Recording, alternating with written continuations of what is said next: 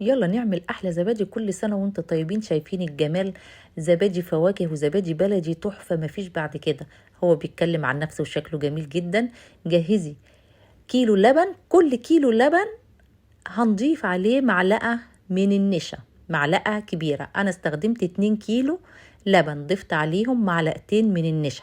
تقلبيهم على البارد وارفعي الحله على النار تغلي معاكي مع التقليب على نار هادية، وبعد كده هتسيبيه يبرد لحد ما يبقى زي دمعة العين. هنضيف عليه معلقتين كبار من الزبادي واضربيهم ضربة حلوة كده بالمضرب اليدوي او الكهرباء علشان يديكي رغوة عالية وحلوة، فيدينا وش حلو قوي للزبادي. كده احنا صبينا الزبادي البلدي. هضيف معلقتين على كيلو اللبن ايس كريم، هضيف معلقتين ايس كريم فراولة وهقلبهم برضو تقليبه بسرعه كده بالمضرب اليدوي او الكهرباء، وبعد كده اصب. طبعا كده كده اللبن هو واخد الزبادي الخميره بتاعتنا. هتسخني الفرن بتاعك لمده 5 دقايق وتطفيه.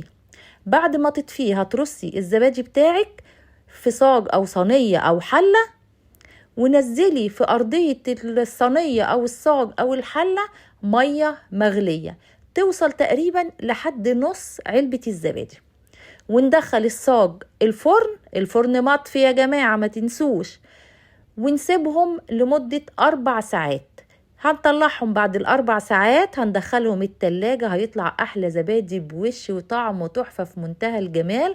النشا يا جماعة مش باينة فيه خالص خالص خالص، بس اداته قوام حلو وخليته متماسك وطالع زبادي كريمي في منتهى الجمال. شايفين الوش فيه جميل ازاي؟ عشان ضربناه بالمضرب الكهرباء او المضرب اليدوي. اعملي له رغوة حلوة هيديكي وش حلو، وشوفوا متماسك وكريمي جدا جدا. جربوا الفيديو ده هيعجبكم جدا. شايفينه انا قلبته مفيش حاجة منه اتدلقت ولا نقطة وقعت منه، وفي نفس الوقت هو كريمي جدا. وبجد جربوه هيعجبكم قوي.